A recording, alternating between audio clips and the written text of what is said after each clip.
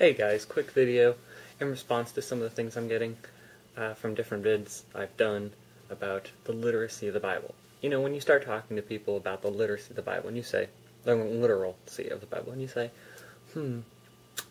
after you've gotten to the point where either God is a maniac, a mass murderer, a person of no influence in anyone's life except for the Israelites and a few handful of other Bronze Age myths, you have a slight problem. People start quoting the Bible back and forth and back and forth and back and forth and taking the little scriptures that they love so much and putting them up there for all to see and making a religion out of them. Examples. The straight and narrow way.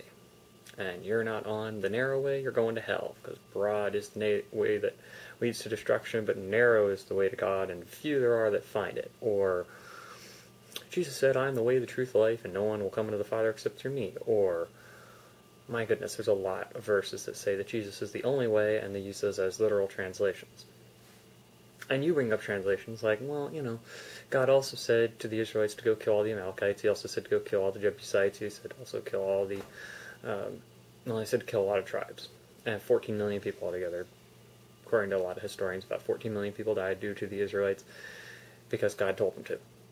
So, you know, we bring those things up. Then they eventually come to this point, after maybe hours, maybe minutes, maybe seconds, depending on how close-minded they really are. You guys ever hear this before? Does it piss you off? I responded to you 8 times with scriptures from the Old Testament. I think I've provided enough for you. Now it is up for you to study and ask God to help you to understand the Bible. It is up to you to study the Bible. I hope you are well, but for now I am done answering your one question about sin and the atonement for redemption of sins. Have a nice night. I know it pisses me the hell off. That's basically in response like this. I responded to you 8 times with scripture. I think I provided enough for you. What?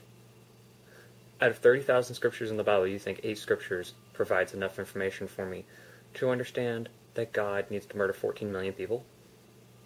You think 8 scriptures provides enough information for me to believe that after Jesus rose from the dead and,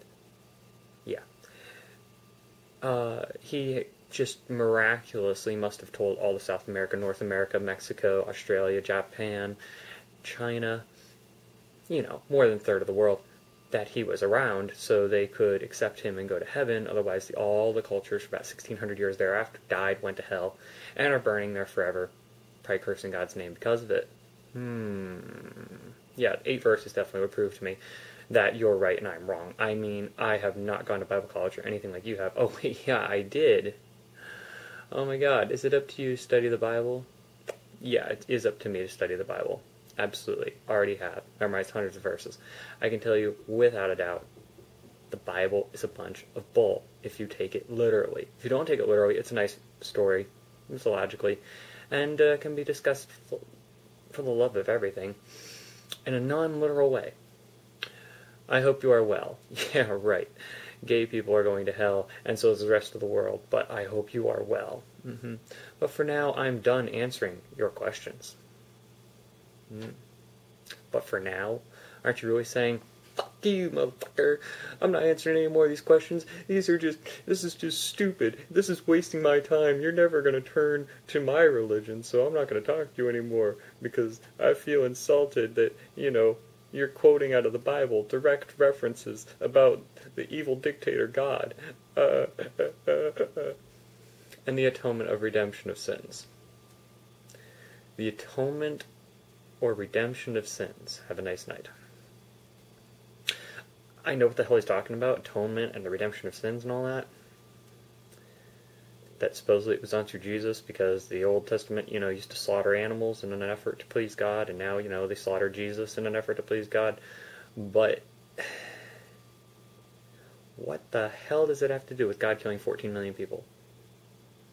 14 million people. If I told you someone killed 14 million people, you would think to yourself, oh, he must be talking about Hitler, or Mao, or that guy Stalin, or man, who else killed 14 million people in my time?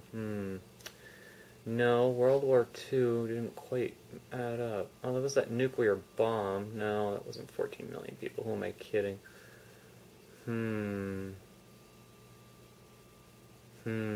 What killed 14 million people besides God in one shot? I don't know. So God's a mass murderer on a really big scale. All because people were evil or something. Wow. That's really messed up. So the next time you get a response like that, just say to them, well, thank you for this, for wasting my time with a closed-minded moron who believes that it's okay for God to kill 14 million people in the Old Testament and to kill billions in the New Testament, since he's going to come back and wipe out the whole planet. I hope to God that you do not continue to spread this to all your children and their children and their children, so I can live on a nice planet instead of a planet you're convinced Zombie Jesus is going to come back on a white horse and kill everybody on. Have a nice night.